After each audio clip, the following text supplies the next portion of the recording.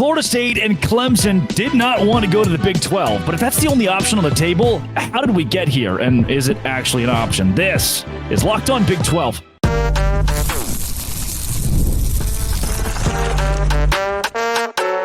You are Locked On Big 12, your daily podcast on the Big 12 Conference. Part of the Locked On Podcast Network, your team every day. Happy Tuesday, everybody. Welcome to Locked On Big 12. I'm Drake Toll from America's #1 Big 12 podcast, Locked On Big 12. Thank you for making this show your first listen every single day. If you hit subscribe, I get to keep my job. That is Alex Dono of Locked On ACC and Locked On Canes. Today we go through Florida State Clemson. Did things go so awry the Big 12 is the only option, or is that just complete BS? Also, Miami, Louisville, who else could the Big 12 target? And we'll end it with the ACC's chance at life. I mean, is this the end for the conference that has been in the middle of so much controversy the last couple of years? Alex, off the top of the show. Look, Dono, none of us expected the Jason Scheer tweet that the Big 12 is in a good spot and expects that the Big 12 expects internally to add Florida State and Clemson. This is completely out of left field from what you know of college football, historical context and everything. How much legitimacy do you really think can be here? Well, here's the thing. I didn't even really start to take the Big 12 buzz for Florida State and Clemson. I didn't start to take it all that seriously until Jason Scheer tweeted about it. Right? No pressure, Jason, because a lot of folks are talking about this reporting because, so the Big 12 buzz really started to intensify last week when it pertains to Florida State and Clemson. And that was because of something Ross Dellinger said that people largely took out of context, right? Because if you actually put the magnifying glass on what Dellinger said, maybe he knew a little bit more than he was letting on. And Dellinger, by the way, is a very reputable college football reporter now with Yahoo Sports, but he basically threw out a hypothetical. Yeah, that, he thinks that the Big 12, could be an option for Florida State and Clemson. People took that and kind of ran with it. They took the hypothetical part out of it. And they also took out of it that Dellinger even said Florida State and Clemson's #1 priority would be to get into the Big 10 or SEC. #2 priority would be to stay with the ACC, but with the ACC basically cutting out the teams that don't create revenue and reforming the ACC. And then the third priority would be the Big 12. So keeping that context in mind, I was trying to really downplay the whole Big 12 thing. And then Scheer drops on, I think it was Sunday evening, what he said about, the belief within Big 12 circles is that Florida State and Clemson will be a part of the Big 12 within a year or so. That got me to feel like this rumor might be a little bit more legitimate than I had originally planned. And we can talk about the reasons why this might be more realistic than some would have thought. But I definitely, Drake, I started to take this more seriously once Scheer, who's got a pretty good track record, and unlike a lot of the people who tweet about conference realignment, you know exactly who he is. He's not a burner, right? Because a lot of the people who tweet about realignment are burners, not Jason Scheer. I started to take this more seriously. Is it safe to say, Dono, something went wrong somewhere for Clemson and Florida State for these to even be rumors, substantial rumors? I cannot reconcile with the fact that these two would try to leave the ACC knowing the Big 12 was going to be their option. Well, yeah, because the first thing you have to think of is it's probably too late to mend fences with the ACC. Right. Yeah. That's, once you've got to this point where you're involved in, between these two schools, you're involved in 5 separate lawsuits with the ACC. You can't really come home after that. Like, you better find another destination. And so there's a couple different ways to look at this, Drake. You could say from the POV of Florida State and Clemson, you want to make sure you've got all your options on the table, right? Just in case, even if you feel pretty confident. Most of the rumors have been about the Big 10. That's been most of the buzz. Where even if you feel pretty confident about the Big 10, you better have a backup plan in place. Yeah. Maybe the Big 12 is that backup plan, or like you said, maybe the, backdoor negotiations, because they're not really supposed to be negotiating, be tampering, but we all know how the world works. Maybe the backdoor negotiations maybe aren't going as well as they'd initially thought. And again, this is me. I'll be like Ross Dellinger, and I'll set I'm speaking in hypotheticals here, but you have to wonder if the Big Ten were interested, and they probably would be, in bringing in Florida State and Clemson. Are they going to pay them full share right off the bat? Would there be sort of a period where they'd have to kind of work their way up to the full media share? Are they going to pay whatever the buyout is to get out of the ACC? Because they're probably not getting out for free. What if the Big 12 is willing to pay the buyout and the Big 10 isn't? Which also makes me wonder, with these reports leaking out there in recent days, is this posturing maybe from the Big 12 to make themselves look really good? Like, look at how, hey, we're exploring bringing in two of the best, soon to be free agents in the college football landscape? Or is anyone from maybe the Florida State or Clemson side leaking it to try to get more leverage with Big 10 negotiations? We always have to wonder, what's the why for these leaks coming out? Because somebody probably benefits from this. One of the biggest pieces here is the private equity talk from the Big 12 standpoint. If you're looking at a multi-billion-dollar contract coming in, whether it's naming rights or actual stake in the conference and the decisions this league makes, from that point, you can add even more money on the plate for Florida State and Clemson. Now, are there enough votes for the schools of the conference to say, yes, let's sell off our league? That is still up to question. And we don't know of the 16 schools, how they will take this proposal and whether or not Florida State and Clemson could benefit by joining the Big 12 financially. If they could, that's where I think the option becomes legitimate. I'm glad that you mentioned, is there a way this is just a PR stunt? The Big 12 wants us to think that Florida State and Clemson are thinking about the Big 12. Are they actually? Let's go there next on Locked On Big 12, part of the Locked On Podcast Network, your team every day.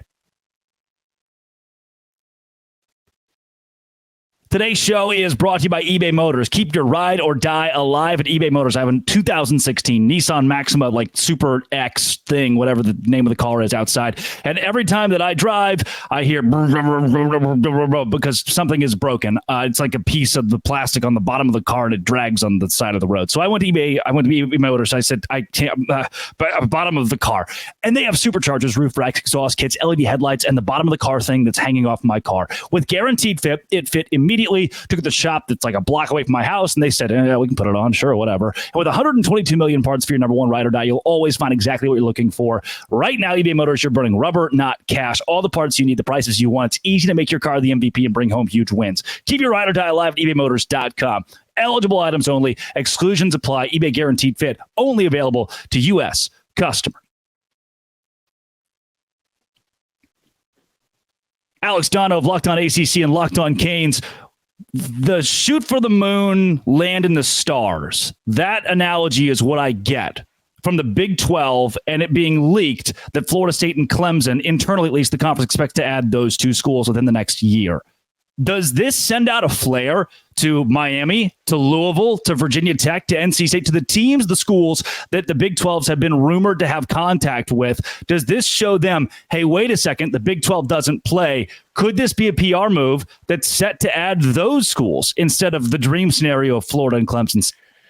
Yes, if those schools aren't at least exploring the options. And I know when I say that, fan bases from all the schools you mentioned would be like, hey, we don't want to be in the Big 12. Right.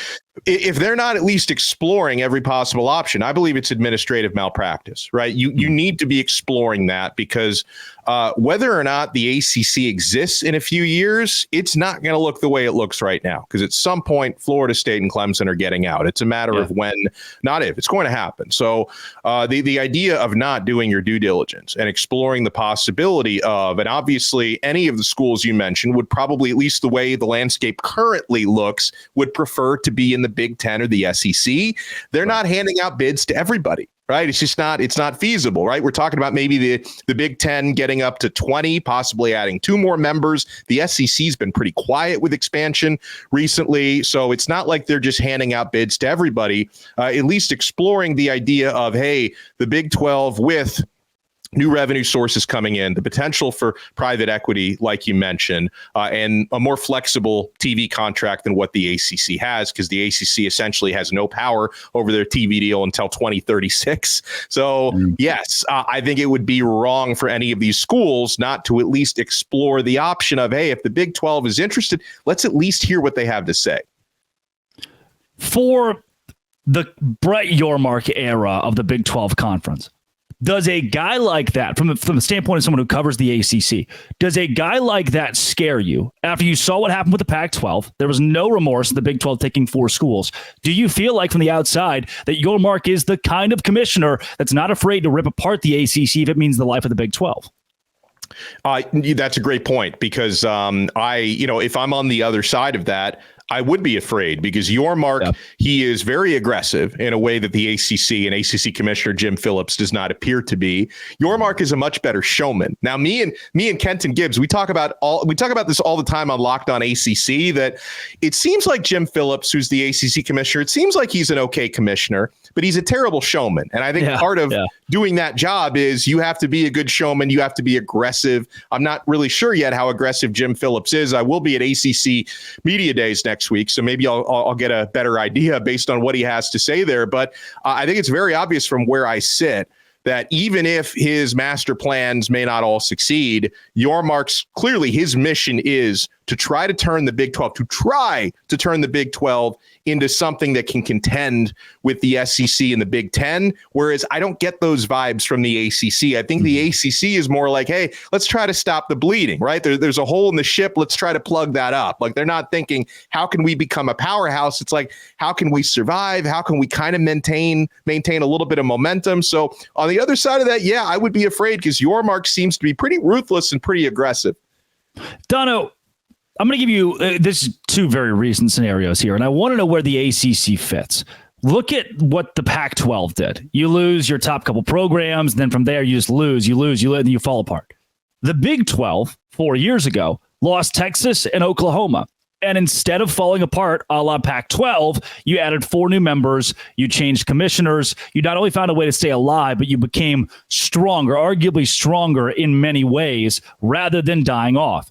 Do you feel like the ACC at this crossroads is more similar to where the Big 12 was 4 years ago or where the Pac-12 was last summer?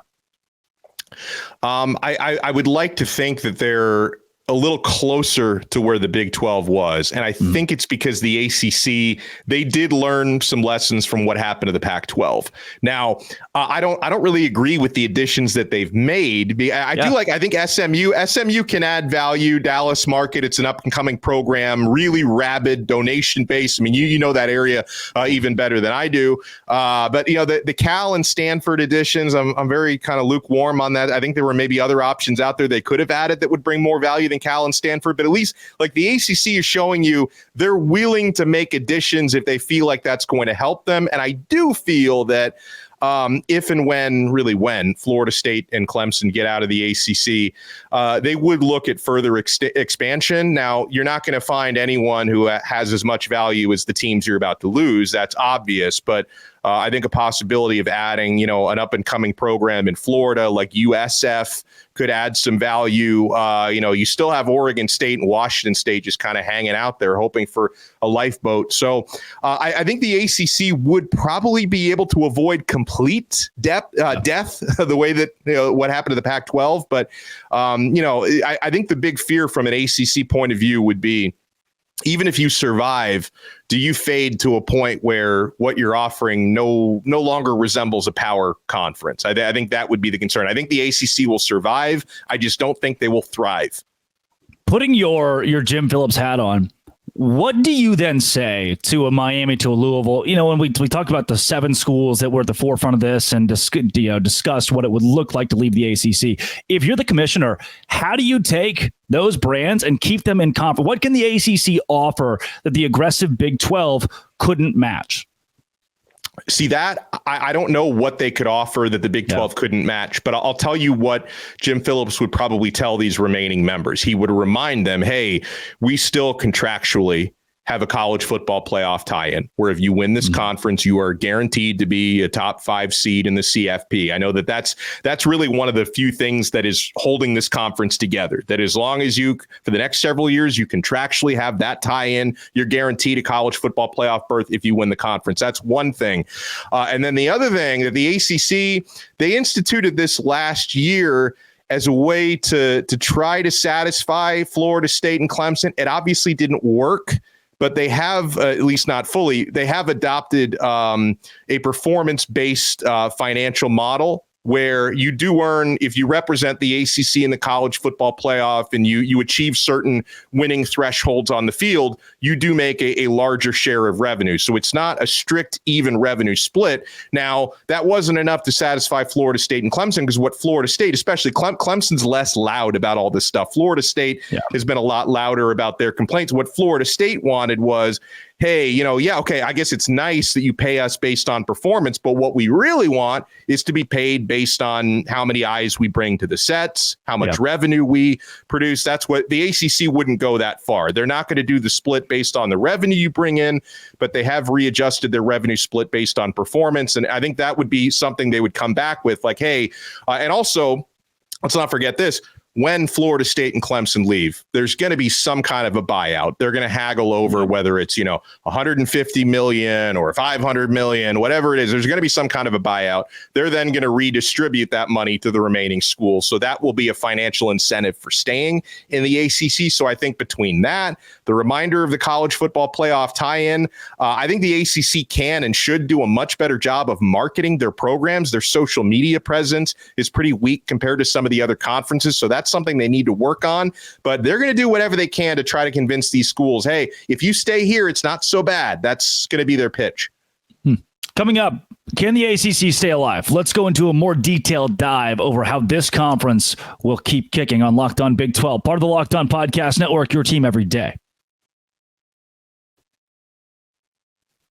Today's show is brought to you by FanDuel. Look, I get it. It's the middle of July, right? Rent's not coming up yet, but for me, I'm all in. MLB All-Star Game, there are lines for that stuff. Home Run Derby, I think it was last night, there were lines for that stuff. And at FanDuel, when baseball comes back after the All-Star break, you can love sports at an even different level. Because at FanDuel.com right now, there are boosts and bonuses daily. You go in and say, Cole Reagans. I don't even really know who Cole Reagans is. I think he pitches for the Royals. I'm not positive. But I do know that he strikes out a lot of guys. And when I see at FanDuel that I can get 9 strikeouts at plus 200 and put $20 on it to make $40, I do it. There's something for everyone every day, all summer long. Go to FanDuel.com. Start making the most of your summer. FanDuel is the official sports betting partner of the MLB. Alex Dono of Locked On Canes and Locked On ACC. Let's put it plain. Will the ACC survive? Yes, they will survive, but what it's going to look like in 5 years. I don't know. I would say probably within the next 3 years, and I'm being conservative with that estimate because I know Florida State fans are like, 3 years, it's going to be out in a year too. But within the next 3 years, the ACC will be definitely without Florida State and Clemson. There's no question. Then if you project that out to 5 years, I could definitely see an ACC also without the likes of Miami, Louisville, Virginia. Now, with the North Carolina schools, it's tougher to predict, Drake, because there are political implications there as well, where, it seems as though the state government, and this is something my guy Kenton can speak on better than I can, but the state governments are very intertwined with NC State and North Carolina, specifically probably with Duke, although Duke and Wake Forest are private, but they're very intertwined with those schools. And there's really a push for them to remain in the ACC come hell or high water. But I could see a lot of these other schools not being in the ACC within the next 5 years. So I think what you're going to end up seeing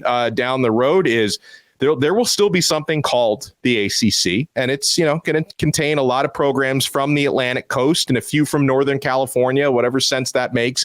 But it's going to more resemble the AAC than it resembles the ACC right now. So I think the ACC will survive, but in what form, that's a little bit tougher to predict. As Florida State and Clemson were exiting or beginning that process, I thought immediately, great, they're going to the Big 10 of the SEC. There's something that's been built behind the scenes here. They would not do this to go to the Big 12. They would not do this to be independent. From a strictly Miami standpoint here, Dono, would that school exit the ACC only under the condition the Big 10 of the SEC are an option, or is the Big 12 on the table for a school like that? I would say, obviously, the preferred destination would be Big 10 or SEC. I would say probably Big 10 because the academic profiles align more with Miami. So I think that's an important factor. However, the almighty dollar, Drake, is the most important thing. So, and maybe it could be the Big 12 if it's not the Big 10 or the SEC. If you find an option, guarantees you more revenue, right? Where the ACC lacks, where you make about $40 million per member institution. That's obviously a lot, or I think it's $40 million in some of the others. It's about double what you get in the ACC. If you have an opportunity to increase your revenue, I think every option is on the table because We all know how important that is in this college football landscape. So it's not impossible. It's not impossible that the Big 12 could be the move. But of course, I think the preferred move for Miami would be Big 10. Miami has AAU accreditation, which has typically been a prerequisite for joining the Big 10. There are some things I wouldn't like about the Big 10, because the idea of playing, November games potentially in Minnesota or in the Big House in Michigan for Miami, cold weather November games, not really the best proposition. But I think that's probably the academic and athletic profile that would fit Miami the best. If Florida State and Clemson get a $200 million price tag on an exit, if through a settlement that is where it's set, or even 150 or 250, what is the happy medium where teams at the top of the ACC, a la Miami or Louisville, say, "Yep, I'll pay it"?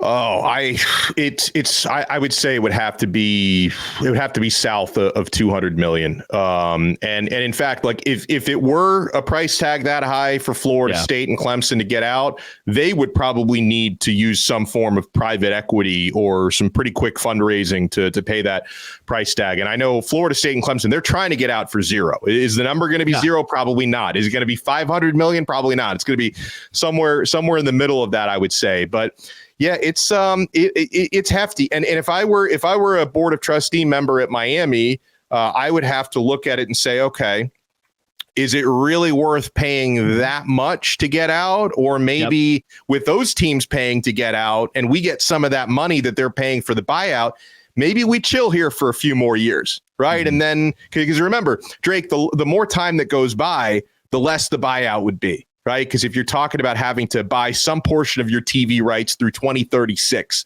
which is what we're at with the ACC, the longer you wait, the lower that buyout number would get. So you may reach a point where, I can speak a little bit more for although I can't speak for the board of trustees. I want to make that clear. I'm not on the board. I can speak a little bit more for Miami than I can speak from these other schools. But if you're a Miami, a Louisville, a Virginia, whoever, you might sit back and say, okay, well, we definitely want to get out. But if we wait an extra 3, 4, 5 years, we can get out for a lot less while we enjoy some of that money in the meantime.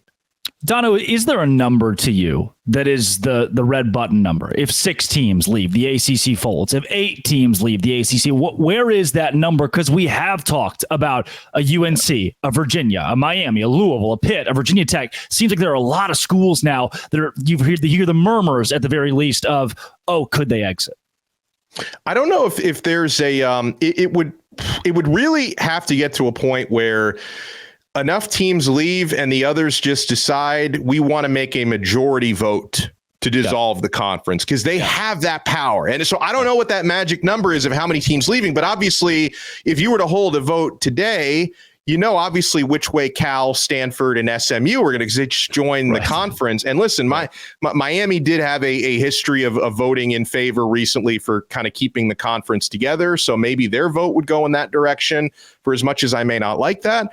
I think if enough teams left and they thought, okay, well, we're now on dangerous grounds of no longer being a power conference, you would have to have a majority vote of schools to dissolve the conference. But that's a dangerous proposition because, as I mentioned earlier, not all these schools would have an automatic bid to a Big 10 or an SEC. So you better know you have a soft landing spot before you would vote to dissolve the conference. So I will say, for all the people out there, all these burner accounts and these like anonymous YouTube channels who have been, we're sure, by the end of the summer, the ACC will no longer exist. There's not a whole lot of accountability for what some people are saying.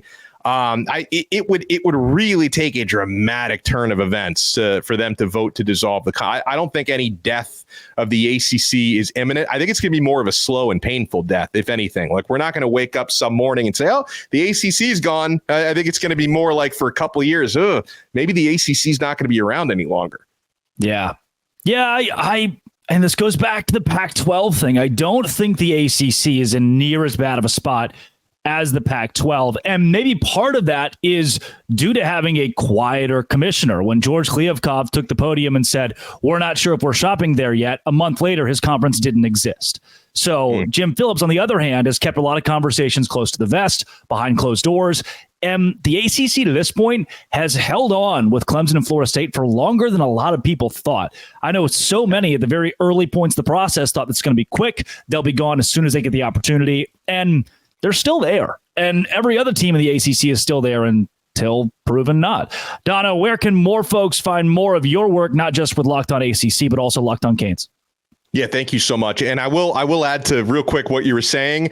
I don't know why people are surprised that court cases are taking a long time to drag out. And you have ACC versus Clemson, Clemson versus ACC, Florida State versus ACC, ACC versus Florida State. There are multiple dueling lawsuits happening versus ACC, and this is not a quick process. And yeah, I appreciate the forum. It's always great to be on with you, and when you're on with us, you can follow my two shows on this network. Locked On Canes is where you find my Miami specific conversations. We've been talking a lot of recruiting this summer. It's really been crazy. And then on Locked On ACC, Kenton Gibbs and I have been talking a lot of conference realignment and stuff. So you get two different flavors there at Locked On ACC and Locked On Canes. That is Alex Dono of those two shows. When you come back tomorrow, more on Florida State, Clemson. Is there any legitimacy to these rumors on Locked On? Thanks for making it your first listen every single day. Dose Grande.